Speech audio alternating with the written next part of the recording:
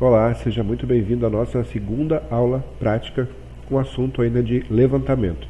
Aqui eu trago mais um exemplo de levantamento para auxiliar tanto no método de trabalho, na forma de você se organizar, como os critérios de levantamento e organização das informações para permitir um trabalho organizado, estruturado, de forma que você tenha rastreabilidade das informações e também, na eventual necessidade de alguma alteração ou complementação, você consiga rapidamente identificar e fazer o ajuste sem demandar tanto tempo assim na execução do serviço. Vamos pegar aqui o nosso mesmo projeto de arquitetura e eu vou indicar como eu faço a parte de levantamento de alvenaria. Eu uso o seguinte critério, tá? Eu uso o meu cursor aqui do AutoCAD. Eu coloco ele com a extensão 100%, então assim eu tenho essas linhas, horizontal e vertical, pegando a tela inteira, e eu vou fazendo um acompanhamento visual, varrendo aqui, mapeando todo o projeto. Primeiro, no sentido vertical, de cima para baixo, onde eu mapeio todas as alvenarias horizontais. E depois eu giro o desenho, uma questão de comodidade para mim, e faço a mesma coisa, só que aí eu trato elas como verticais. Então, a minha codificação é horizontal, as que estão inicialmente na posição horizontal em relação à referência do projeto, e vou numerando de 1 até aonde for, sequencial. A leitura é feita de cima para baixo, da esquerda para a direita, seguindo a ordem de identificação de elementos de projeto. E faço exatamente a mesma coisa com as alvenarias na vertical, só que eu giro o desenho para ficar um pouco mais fácil para mim. Essa é a maneira que eu codifico, que eu identifico cada uma das alvenarias. E toda vez que há uma interseção ou que há uma descontinuidade, ela é uma nova alvenaria. Então, por exemplo, aqui nesse caso, ou então se eu tiver uma diferença de característica, Então aqui, por exemplo, onde eu tenho essa paredezinha, uma mureta de sacada, esse primeiro trecho seria uma H1, esse segundo trecho, que é na parede da chaminé, da churrasqueira, é o segundo trecho, seria um H2, e esse aqui é o terceiro trecho, H3. Por quê? Porque tem alturas diferentes, tem características diferentes. Então, eu vou separar isso dessa maneira. Continuando mais aqui para baixo, eu teria o segundo jogo de alvenarias, um primeiro dessa do quarto e o segundo desse outro quarto. Estão alinhadas, então está na mesma linha de medição, só que da esquerda para a direita, essa aqui é a primeira, então eu chamaria de uma H2, 3, 4 e essa aqui H5. E assim eu vou pegando a medida de cada uma delas. Só que antes de iniciar o levantamento, é interessante você estruturar todos os dados necessários para esse levantamento. E agora eu vou te mostrar aqui a planilha que eu preparei com essas informações. Então, mais uma vez, é uma planilha operacional, ela não tem a pretensão de ser esteticamente linda, perfeitinha, ela é de dados, É basicamente um banco de dados, onde eu tenho aqui as informações da alvenaria, o comprimento, essa extensão total da alvenaria, o pé direito de piso a piso estrutural, o desconto da laje, se é uma alvenaria que ela vai da laje de baixo até o fundo da laje de cima, então eu tenho que descontar essa laje, e eu tenho um eventual desconto de viga, porque podem existir vigas que param em alvenaria, em vigas, e essas vigas, como são mais altas do que a laje, a alvenaria tende a ter uma altura menor. E aqui o pé direito final, que é a altura realmente considerada para essa alvenaria. Então, eu segui aqui, a que a gente estava olhando ali, horizontal 1, horizontal 2, horizontal 3, eu tenho a extensão da alvenaria, paredes que são muretas ou coisas do tipo, tem aqui uma distância piso a piso 1,10, na verdade não considero ela até a próxima laje, já considero a altura útil de vez, não tenho nenhum desconto, e aí meu pé direito final. Essa aqui, por exemplo, ela tem 2,88 é o pé direito, mas eu tenho uma viga de borda de 50 centímetros. E aí, como a altura de viga é a altura total, considerando o topo, ou seja, onde também acaba a laje, eu não desconto a laje, eu desconto só a viga, porque a viga já incorpora a laje, resultando numa altura de alvenaria de 2,38. E sigo esse critério. Agora, o interessante aqui é o seguinte, essas informações, elas vão me fornecer o quê? Área de parede. extensão, comprimento, vezes altura. Isso eu já tenho a área de parede, né? Sendo que dessa altura eu desconto o que é concreto. Basicamente é só isso, é uma conta de área simples. Tá? Poderia seguir só nesse caminho. Mas eu aproveito aqui o levantamento para fazer outras considerações, principalmente relacionadas aos vãos que tem associados às suas esquadrias. Então eu tenho uma segunda aba aqui, uma segunda planilha, que eu tenho um cadastramento de todas as esquadrias conforme o mapa de esquadria do projeto. Eu coloquei ele tanto na horizontal quanto na vertical, porque em algumas tarefas aqui é mais fácil pelo Excel fazer na vertical e outras na horizontal. Então, eu sigo nesse primeiro quadro aqui, onde eu lanço exatamente o mapa de esquadria que está considerado no projeto. Então, eu pego e relaciono todas as esquadrias, todos os pavimentos, e vou lançando aqui a quantidade de cada uma delas que o mapa de esquadria me fornece. Lógico que depois do meu levantamento eu tenho a oportunidade de verificar isso. E aqui na parte de cima eu tenho de novo uma repetição de todas as esquadrias, já com as informações de medida. Para cada uma delas eu tenho a largura e a altura. Com a largura e a altura eu consigo alguns dados, por exemplo, a área dessa esquadria, ou seja, a área de cada vão. Como eu tenho aqui a quantidade total, ou seja, o somatório, quantas esquadrias dessas aparecem em cada pavimento, se eu multiplicar a área de uma pelo número da quantidade total, eu tenho a área total desse tipo de esquadria. E aqui eu ainda aproveito mais uma informação que é em relação à verga. Eu coloco todas e depois no orçamento, se eu for utilizar verga ou não, se vai ter necessidade de verga ou contra-verga, eu faço o ajuste. Mas aqui eu já tenho o dado. O que eu considerei aqui? Qual o tamanho de uma verga? É o tamanho do vão mais 25 centímetros para cada lado. E eu tenho uma quantidade total de vergas conforme a quantidade total de esquadrias. Então aqui na minha fórmula, o que eu mostro no tamanho da minha verga? Ela tem a largura do vão, nesse caso aqui é 90 centímetros, mais 2 vezes 25 centímetros, ou seja, passa 25 centímetros para cada lado, vezes o número de esquadrias, dividido por 100, para trazer para metro. Então isso feito, eu tenho a extensão total de vergas que eu preciso para cobrir todas as PV1. E passando isso para todas as esquadrias, eu tenho aqui no final um somatório, uma expectativa de 727 metros de verga, um total de 7,27 metros cúbicos de concreto. E aqui está considerando uma verga de 10 por 10. Dessa quantidade aqui, por exemplo, você pode multiplicá-la por 2, você vai achar a extensão de aço de 10 milímetros ou de 8 milímetros, por exemplo, multiplicando pela massa específica, você tem o peso de aço que você precisa para fazer essa fundição dessas vergas. Então é um dado que fica aqui, depois pode te auxiliar. Mas o mais importante aqui são as seguintes considerações: a área dos vãos, a quantidade dos vãos e o critério de medição. Vamos voltar lá para a planilha de levantamento. Cada alvenaria dessa aqui, cada parede dessa aqui que eu for pegando no projeto a informação, eu vou pegar a informação da extensão, vou pegar a informação da altura, eu preciso do projeto estrutural, né, ou já compatibilizado em um projeto executivo que tem essa informação, ou preciso estar com ele junto, para poder avaliar se é uma alvenaria que para em fundo de laje ou fundo de viga. E aí eu preciso também identificar quais vãos estão naquela alvenaria. Vamos dar uma olhadinha nessa H4 aqui, que é essa parede do quarto. Lembra? H1 é essa, H2 é essa, H3 é essa é a H4. Essa é a H4 que eu consigo ter aqui, ó, uma extensão de, vou pegar aqui, 3,15. E ela tem um vão, que é o J1. Eu tenho aqui uma alvenaria, a horizontal 4, que tem a J1. Então eu volto lá para o meu levantamento e eu vou pegar aqui a H4, eu digito aqui 3,15, 2,88 é o pé direito estrutural. Essa é uma alvenaria que estava em meio de laje, ou seja, eu desconto só a laje. Eu tenho um pé direito final 2,65. E eu venho aqui nesse mapa de esquadrias e lanço aqui que tem um vão desse, ou seja, tem uma esquadria dessa nessa parede. Por que isso?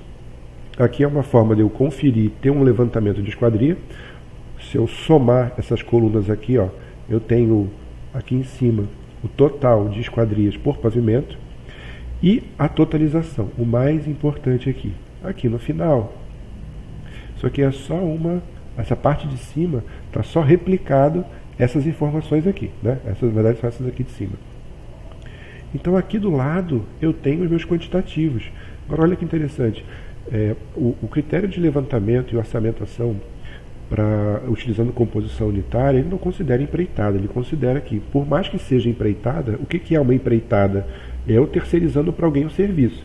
Tá, mas o serviço tem que ser feito, e vai ser feito com base em profissional e ajudante. Então ele orça, ele dá a produtividade do profissional e ajudante. Critério de pagamento é uma condição comercial, da forma que for estabelecida, se eu vou executar aquilo ou se eu vou contratar alguém.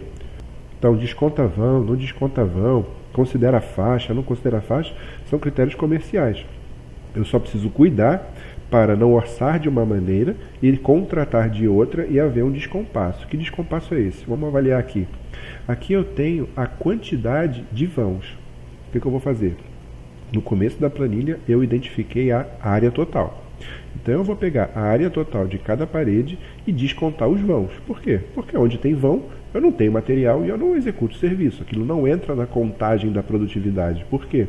A produtividade média considerada na composição já é a produtividade média para fazer o conjunto de alvenaria dentro de um conjunto de especificações, com amarração, com vão e por aí vai. Então já existe uma incidência, né, desse tipo de evento. Então, eu considero aqui a área real, ou seja, o que realmente está sendo executado. Que para efeito de contratação de empreitada, existe diferença, porque os critérios de medição de empreitada são diferentes. Então, eu preciso de duas quantidades, né? Independente de ter ou não vão, eu preciso saber esses dois números. Então, aqui, nessa parte de área de vão de material, o que eu tenho? Um somatório de cada um dos números de alvenaria pela área de uma alvenaria que está aqui. Eu tenho uma área total de vãos para essa alvenaria aqui. Para essa alvenaria, horizontal 6, horizontal 5, horizontal 4, horizontal 8. Ok. Agora, e para empreitada? Para empreitada eu tenho uma segunda consideração. Aqui já na minha tabela, na última linha eu tenho a área de medição. Qual o critério? Se olhar na fórmula aqui, você vai ver. Se essa D6, que é a área de um vão, for menor ou igual a 2 metros, eu considero que a área é 0. Ou seja, não desconto área, eu considero como cheio. Não sendo menor ou igual a 2, ou seja, é maior do que 2, aí sim eu considero a área de medição, ou seja, a área de desconto do vão, como sendo ele mesmo. Tem alguns outros casos ainda de considerar metade, então aí vai depender do critério de contratação e de medição de cada obra, que cada empresa utiliza. Então, voltando aqui, eu tenho dois valores para a área. Toda vez que eu tiver uma área superior a 2 metros quadrados, ela entra aqui. E toda vez que eu tiver uma área inferior a 2 metros quadrados, ela não entra nessa conta. E aqui eu tenho a totalização, que é o quê? Comprimento da parede vezes a altura menos os vãos. Ora, eu desconto todos os vãos, que é a parte real, e ora, eu só desconto os vãos que excederem a 2 metros. Olha o interessante disso, como aqui no primeiro pavimento, a diferença que dá. A área real, descontando todos os vãos conforme eles realmente existem, eu tenho uma área de alvenaria de 436,61 metros quadrados, que tende a ser a área utilizada no levantamento e nas composições unitárias para o cálculo do orçamento. Mas se eu orçar dessa maneira e for contratar alguém para executar no regime de empreitada, considerando vãos menores que 2 metros são considerados cheios, olha a área que passa a ser. Ela passa a ser uma área de medição de 529,03. Então existe uma diferença de área que, se o valor cobrado por essa empreitada não for, em termos unitários, menor do que o custo considerado no meu orçamento, eu preciso rever, porque eu tenho um potencial de problema. Nesse caso aqui, vamos fazer uma conta aqui do lado. Se eu pegar esse divididos por esse, eu vou ter o seguinte: o valor que eu for contratar uma empreitada para executar o serviço, em termos de mão de obra, né, precisa ser 18% menor do que o meu custo em orçamento, porque ela tem uma área maior, então eu preciso corrigir isso no preço. Se eu considerar o preço da mão de obra de orçamento para contratar a empreitada, eu vou ter um estouro, porque eu estou considerando o mesmo preço e contratando uma quantidade maior. Aqui é importante ter esse registro, você tem os dados, pode tomar decisão, pode orientar a tua equipe de obra, ou o teu cliente, ou a construtora, da melhor maneira na hora de contratar ou na hora de gerenciar esses dados e identificar quais daqui vão ser levados para o orçamento.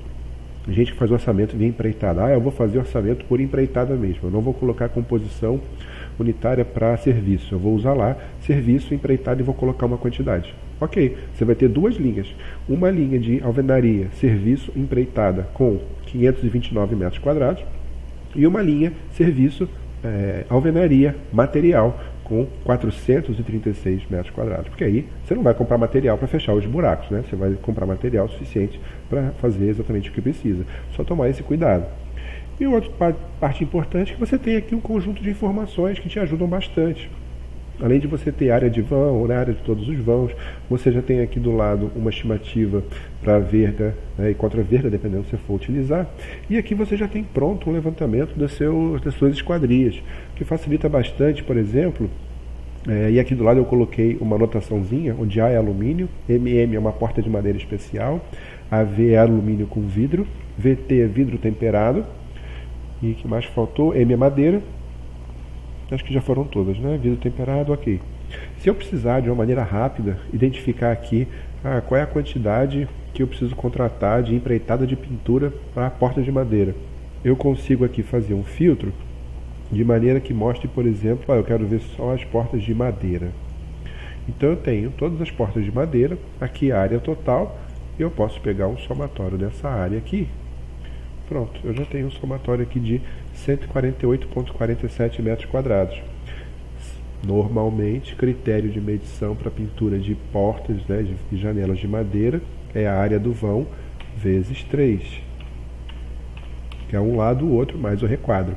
Então, se eu precisar um número rápido para orçar, para cotar, para ter uma informação de pintura de esquadrias, por exemplo, eu já tenho 445 metros quadrados para fazer esse tipo de serviço. Ou uma expectativa de vidro temperado. É só eu marcar aqui vidro temperado e eu já tenho aqui o meu total. Está dando 89, ou posso puxar o somatório por aqui.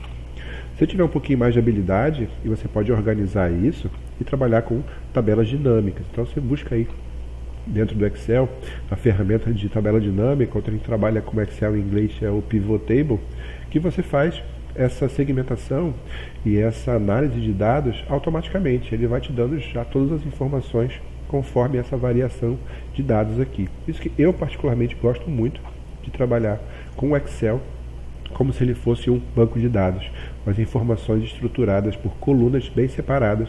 Não me preocupo tanto com a parte visual, porque o meu objetivo é trabalhar a informação. Na hora que eu for gerar isso, um relatório, apresentar para alguém, aí eu exporto para uma outra forma de apresentação que seja mais direcionada ao que a pessoa que está vendo esse relatório quer ver.